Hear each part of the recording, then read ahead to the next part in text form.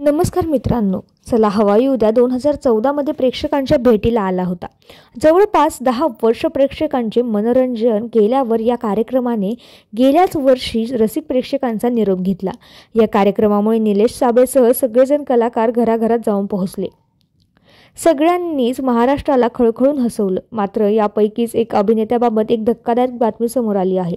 तर कोण आहे तो अभिनेता व काय आहे संपूर्ण बातमी जाणून घेऊयात.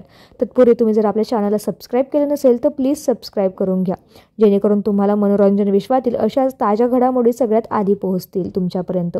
आपल्या अतरंगी विनोद साकारून प्रेक्षकांच्या मनात घर करून बसलेला कलाकार म्हणजे सागर कारंडे. सागरने स्त्री पात्र साकारून कधी हसवले तर पोस्टमन बनवून कधी प्रेक्षकांच्या डोळ्यात पाणी आणलं. मध्यंतरीच आजारपणाच्या कारणास्तव सागरने या शोमधून ब्रेक घेतला होता, पण त्यानंतर सागरने पुन्हा एकदा छोट्या पडद्यावर कमबॅक केलं होतं. तब्येत बरी झाल्यावर त्याने बरेच शोमध्ये सोहळ्यामध्ये पाहुणा कलाकार म्हणून एंट्री देखील केली होती. मात्र सध्या सागर कारंडेने मी यापुढे स्त्री पात्र करणार नाही अशी पोस्ट सोशल मीडियावर केली आहे. ही पोस्ट वेगाने व्हायरल होताना दिसत आहे.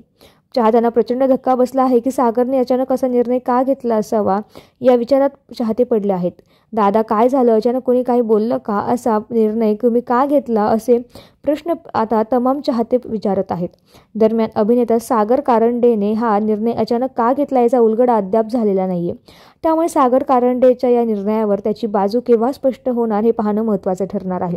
मंडळी, तुम्ही चला हवा येऊ द्या हा कार्यक्रम किती मिस करता हो, आणि तुम्ही जेव्हा कार्यक्रम चालू होता तेव्हा बघायचा का हो हा कार्यक्रम, हे आम्हाला कमेंटमध्ये नक्की कळवा. धन्यवाद.